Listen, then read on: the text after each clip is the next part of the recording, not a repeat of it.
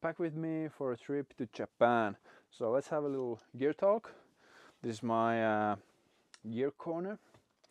So we're going to be touring there. So I'm going to take my split board. I have two. I have Salomon Highpath 162. This more for general everything. I think it is a more general camber board. It can do pretty well in also icy conditions, but it doesn't have the float of the Taka board. So I'm taking the Taka with me. I think this is the best powder board I have ever ridden. I like it very much. So it has camber here in the back and big floaty nose. I like putting weight on the front foot for control, and I still don't like the nose dipping. It doesn't do it. It's perfect.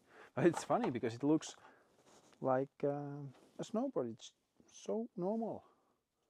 Nothing fancy. It works the best. Well, yeah, I like it very much, and this is what I'm going to take with me. Then I take one solid board too. This Korva is so nice for carving. It's a new addition. Whoa. And then for the solid, I have either Wolle Nywelt Hillside the fish with swallowtail. Maybe you can see it. Swallow. It's 162. Or my first powder board ever. It's also Wolle Nywelt model Hillside. This is a bit shorter, I think. 157 and just a tiny bit wider. When I got this board, I put this sticker here and started dreaming of a trip to Japan, and then it happened. So I've been there one time before. I'm not sure which one I'm going to take. Last time I was in Japan, I also had this Salomon Assassin board with me, and it's a normal, like it's more a freestyle board or do it all board, all terrain, and I put the bindings as far back as could be, but it just didn't float. It didn't work there at all. So I ended up not riding it only that one day. Yeah, it's not a bad board, but it didn't just work in Japan conditions. It was very deep. Okay, what then? For the boots, I have the Salomon Treks. They're very nice. Also have the Splitboarding feature, so it has a room of movement also to the back, so you have a bit of longer strides. I like the boots, and I think I'm also going to take the hard bindings and hard boots I just got, so I can test them. They're maybe not for these soft conditions, or they're not best at these conditions, but best in more icier or mixed terrain. But still, if I have space, I'm going to take them so I can test. Key equipment, disruptive, was a great fit in the store. Straight to my feet. Yeah, let's see how it's working. And then I have the Spark and the hard bindings. This looks so weird.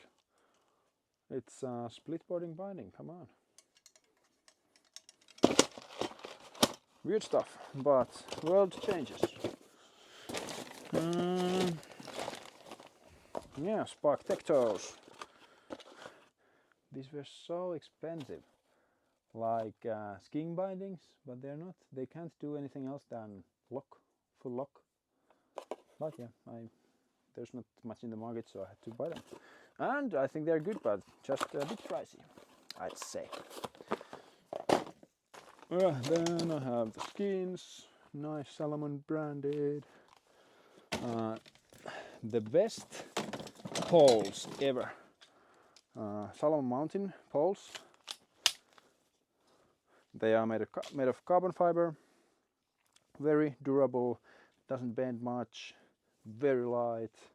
And they don't have the length adjustment just the way I like it, because it's one thing to break and one thing to add more weight. So I like it simple when in the backcountry. they just work. And then I have the Peeps slope angle meter here. And I'm also going to take additional or backup poles. It's Black Diamond compactor, carbon compactor. So I think it's a bit heavier pole, and that's why it's not my number one pole. Well, it seems like it would last more than the Salomon. Also not bendable, and it doesn't have the length adjustment just the way I like it. So it's a good pole too. You need to have a backup if I break one, lose one, something happens. Then, oh yeah, I'm going to have the Silva 10,000 lumenis headlamp with me. Let's see if there is any night skiing. Then the backpack. My favorite backpack for sure is now this new Black Diamond Cirque, 50 liters, because you can trim it down. The liters don't feel there, but you can still pack it up if you need something more for a longer tour. But maybe I'm taking with me Avi backpack. This is electrical Jet Force. So Black Diamond Jet Force 35 liters.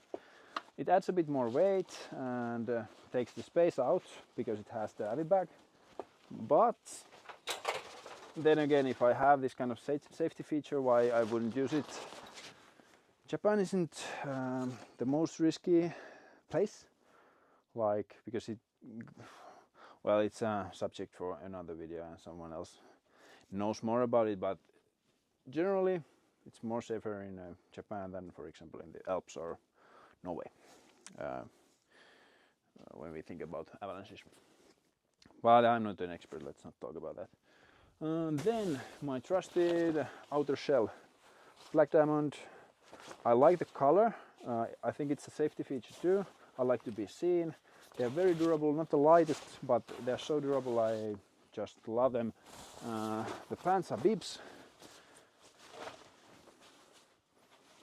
They stay well on, but I like the bib, but then again, sometimes it's a bit too hot and hard to take, like hard to shed. Then some filming gear. I think I'm going to go with lots of action cams, so 2 DJI cams, Osmo Action 5 and 3. Then Osmo Pocket. Also DJI, no DJI, I mean Insta360 X4 and X2 maybe I got. So I'm packing them, and then I'm thinking this is freaking heavy, it won't go to the plane. But I'm thinking only maybe taking DSLR. I'm not shooting so much of still photos anymore, but this is a special trip, and Japan, everything is just so weird and lovely and amazing. So maybe I want to catch those moments with my DSLR. So if I got space, I'll put this there too. But won't be shooting any skiing photos or snowboarding photos or stuff like that, because I'm not taking my flashes and stuff, and no, I don't do photography anymore. I've stopped. So that's about it, I think. The camera is wobbling weirdly, but I hope it's not too much. Yeah, and I got 2 luggages, 1 board bag.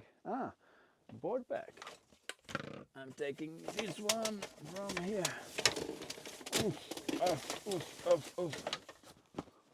Douche bag, or do better, how they brand these days. DB. I like how they roll to a small space, and the space is great.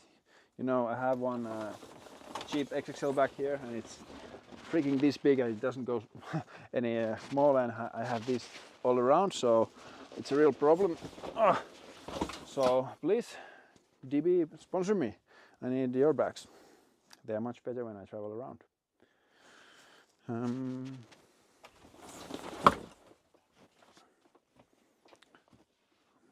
yeah, like it would be so easy. Don't sponsor me, I'm not. Sponsor me. Yeah, I think that's about it. It's again like night time in Finland.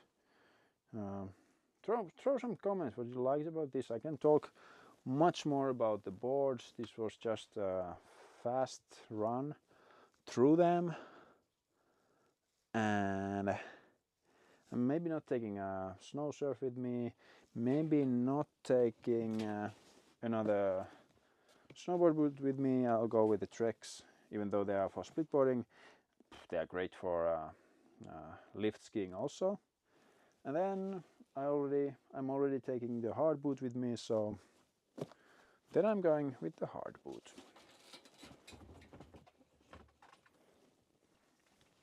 Or I'm still thinking, maybe I can take the hard boots out when I'm back in Lyngen.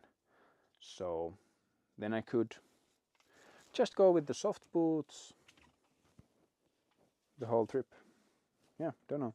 And I asked actually from Antti Autti, he's our guide, should we take the ice axes and crampons with us, because he has been going on some higher mountains in Japan and showing it in his films.